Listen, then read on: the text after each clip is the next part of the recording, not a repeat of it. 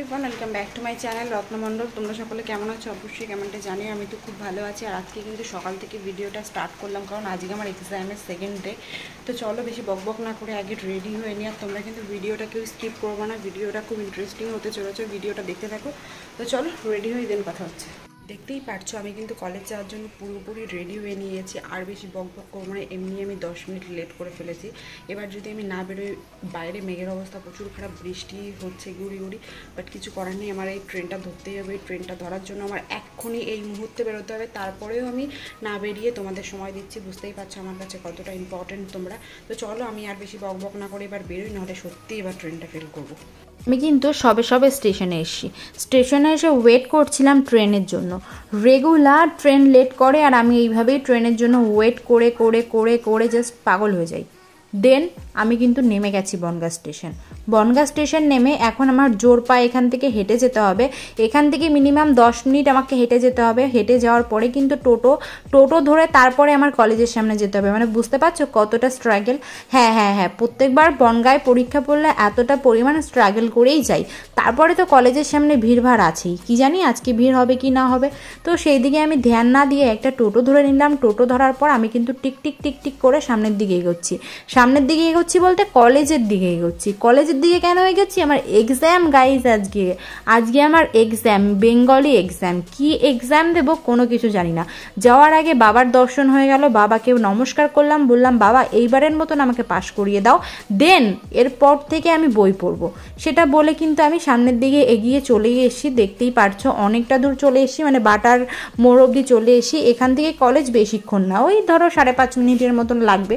তো সেই কারণে আমি টুকটুক করে এগোচ্ছিলাম। এগোতে ভাবলাম কি, বনগাঁতে তো একটা সুন্দর জায়গা রয়েছে। সেই জায়গাটা কোথায় জানো তো? সেই জায়গাটা হচ্ছে বনগাঁ নীলদর্পণ জায়গাটা এত সুন্দর, এত ভালো, মানে তোমাদের আমি জাস্ট কি করে বোঝাবো।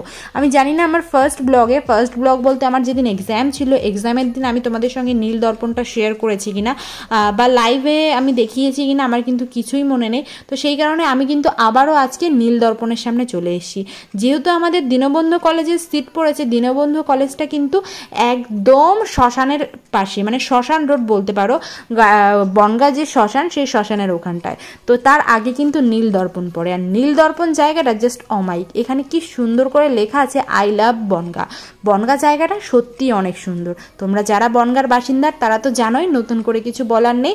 টুকটুক করে আমি চলে আসলাম কলেজের সামনে কিন্তু চলে আসার পরে ভাবলাম কলেজের ভিতরে ঢুকবো, বাট আমাদের এখন অ্যালাউ করছে না, কারণ কলেজের ভিতরে এক্সাম চলছে। সেই কারণে আমাদের বাইরে ওয়েট করতে হবে, যতক্ষণ না ওদের এক্সাম শেষ হবে ততক্ষণ যেতে পারবো না। এতক্ষণ দাঁড়িয়ে ওয়েট করব? তো ভাবলাম যে কিছু একটু খাওয়া যাক।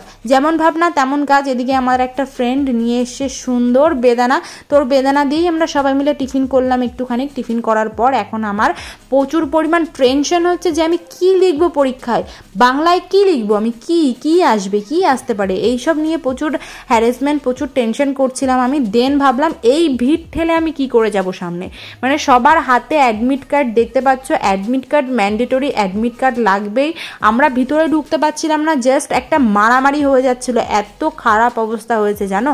প্রত্যেকবার এক্সাম দিতে আসলে এই হ্যারাসমেন্ট আমাদের পড়তে হয়। আমরা মানে ভুক্তভোগী এর জন্যই আমাদের অভ্যাস হয়ে গেছে। আমি জানি না ভিডিও ক্লিপে তোমরা কারা কারা আছো, বা কেউ মানে যারা ভিডিওটা দেখবে অবশ্যই জানিও এই ভিড়ের মধ্যে তোমরা কে কোথায় ছিলে। হ্যাঁ, তাহলে আমি বুঝতে পারবো আমার ভিডিওটা তোমরা কে দেখেছো বা কারা কারা দেখছো। তো আমি কিন্তু এখানে কাউকেই চিনি না। এখানে একটা সাইকেল পড়ে গেছে, সেই সাইকেলটা ডিঙ্কে সবাই আমরা যাচ্ছিলাম। তো অনেক ঠেলাঠেলি করে কলেজের ভিতরে ঢুকতে পারছি। আর আজকে আমাদের রুম পড়েছে সেই কোথায়, মানে আমি রুম নাম্বারটাও ঠিকঠাক বুঝতে পারছিলাম না, কারণ এইখানে না কোনো আগামাথা কিছু আছে। বাট তারপরেও কলেজটা অনেক সুন্দর, কিন্তু বিশ্বাস করো সত্যি অনেক সুন্দর। অনেক কিছু ঘোরাঘুরি করার পর আমার রুম নাম্বারটা আমি খুঁজে পেলাম। এবার আমি ভিতরে চলে যাচ্ছি। ভিতরে গিয়ে রুম নাম্বার দেখে, সিট নাম্বার দেখে আমাকে বসতে হবে। হঠাৎ করে ভাবলাম কি একটু বাইরের দিকটা যাই। বাইরে খুব সুন্দর প্রাকৃতিক পরিবেশ দেখাতে গিয়ে ভুলেই গেছি আমার তো এক্সাম স্টার্ট হবে। দৌড়ে আমি চলে আসলাম এক্সাম দেওয়ার জন্য। তো চলো এক্সামটা দিই, তারপরে তোমাদের সঙ্গে কথা হচ্ছে। তো বেশিক্ষণ না, আমার পরীক্ষা মাত্র 2 ঘন্টা হয়েছে। এক্সাম দিয়েছি কেমন সেটা আমার মুখের ছবি দেখেই তোমরা বুঝতে পারছো যে কেমন পরিমাণ এক্সাম আমি দিয়েছি। মোটামুটি ভালোই হয়েছে, বাট একটুখানি খারাপ মিসবিহেভিয়ার হয়েছে, এটা হয় পরীক্ষাতে।